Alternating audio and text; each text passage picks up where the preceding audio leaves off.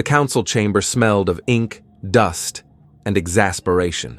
Dwarf Minister Hargun Ironbrow sat rigidly, arms crossed over his barrel chest, beard bristling like an angry hedgehog. Across the polished oak table, Gnome emissary Tixel Wobblegear leaned back with a smirk, the very picture of smug amusement.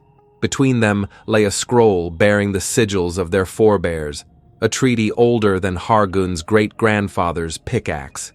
"Let me get this straight," Tixel said, tapping the treaty. "You, the ever-forgetful, ever-brawling dwarves, have somehow managed not to break this one particular agreement, even after, what was it, 12, 13, oh no, 14 renegotiated treaties following conveniently forgotten wars over ale mines?" Hargun ground his teeth. "It ain't forgetfulness, you gear-polishing twig. It's because of those blasted tunneling constructs you lot gifted us centuries ago." Tixel blinked. "The auto-burrowers? Oh, come now. Those were a marvel of engineering." "A marvel? A marvel?" Hargun's knuckles whitened. "A marvel doesn't chew through our holds like a horde of metal termites. They're everywhere. Every mine, every tunnel, spawning, skittering, digging with their cursed little drills. They don't stop, Tixel. They don't stop. And before ye ask why we haven't just smashed them, oh, we tried. Turns out whatever eldritch-infused alloy you lot built 'em with makes 'em near indestructible. We break 'em. They knit back together like stubborn little demons." Tixel drummed his fingers on the table, lips pursed in thought. "Well, I suppose there could have been a slight miscalculation in the self-repair subroutines." "Slight? They guard our own ore veins from us, Tixel. They salute before drilling through our bedroom floors at 3 in the morning. I've lost 3 beds this year."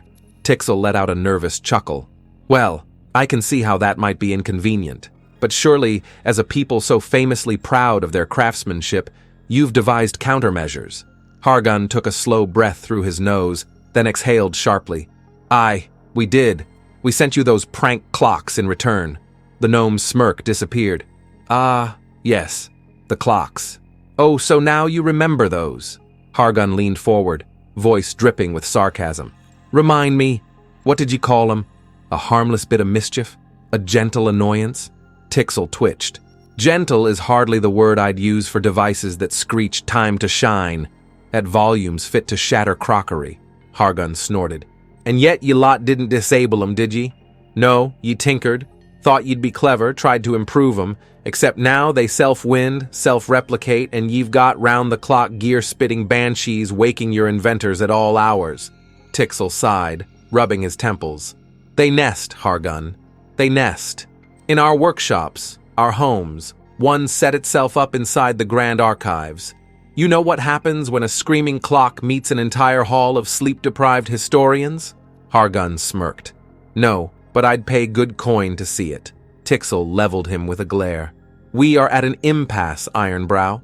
Our forebears, in their infinite wisdom, have cursed us both with technological spite. The treaty holds not because of honor or diligence, but because neither of us can afford escalation." "Aye," Hargun admitted, "and neither side's engineers have been able to fix their own blasted mess. Not for lack of trying, but every time we pull one cog, another disaster unfolds." A long silence settled. Then Tixel cleared his throat. "We could join efforts. A neutral team, a mix of gnome tinkerers and dwarf smiths." Hargun arched a brow. "Work together? With you lot?" "Oh, don't act so aghast," Tixel shot back. "You need our understanding of arcane mechanics, and we need your expertise in containment and metallurgy.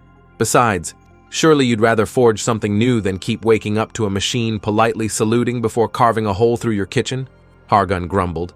"Fine, but only if you personally test the first prototype." Tixel smirked. "Only if you wind the first prototype clock." A pause.